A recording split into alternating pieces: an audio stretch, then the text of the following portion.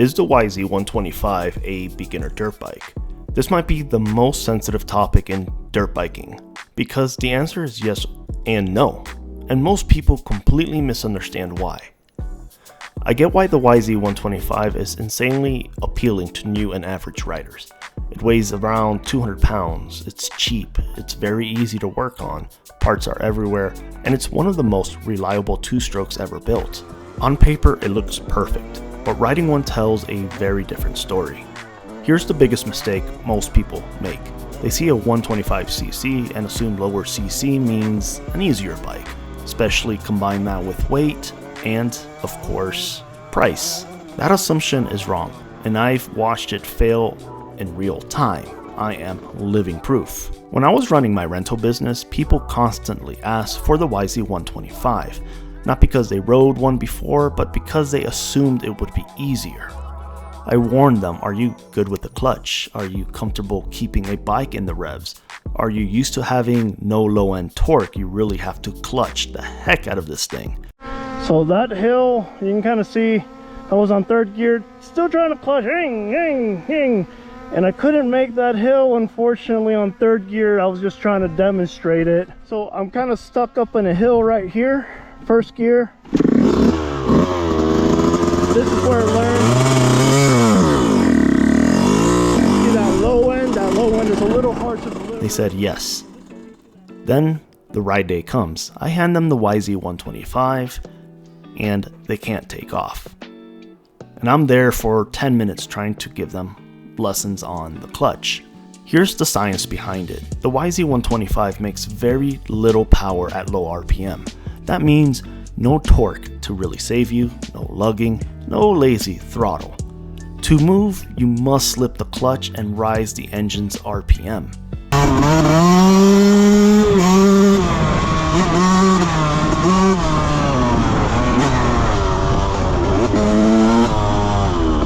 I think I might have lost the drone. So you know the top speed of that drone is about 30 something miles an hour. And look how abrupt I went, probably going 40.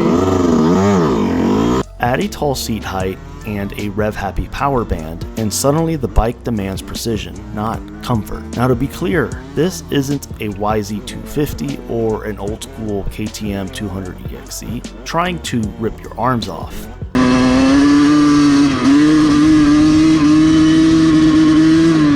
But it is a race-bred motocross bike that expects proper technique. And this is where things get a little interesting. Because if you define beginner's bike as a training tool, the YZ125 is actually incredible.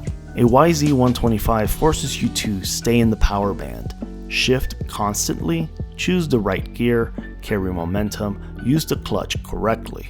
You don't get to be lazy with this bike, and that's exactly why it makes riders better. And sure, there's other tools for the job. Alright, I wanted to show you this piece here. So I kind of uphill, you're going to see me kind of struggle. The YZ125X handles this section a little bit better.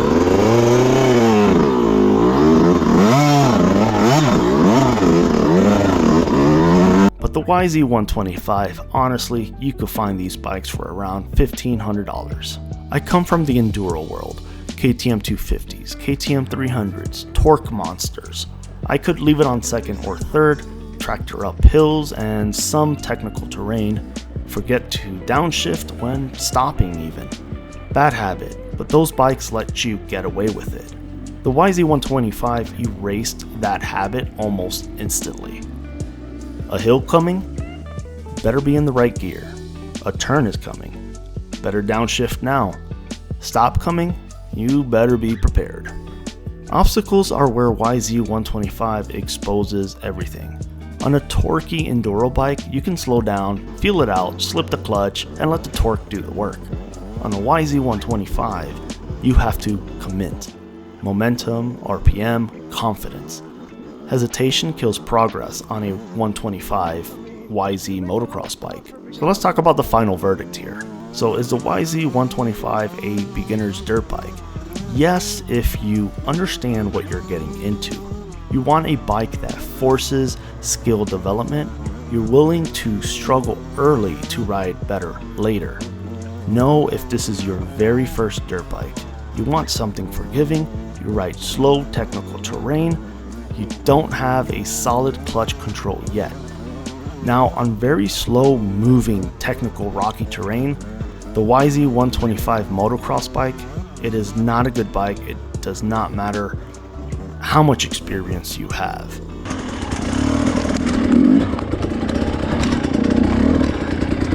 We'll go for a little bit. However, now the YZ125X, that is a different story altogether, but that conversation is for a whole other different video. Otherwise, this video might be around 20 minutes long.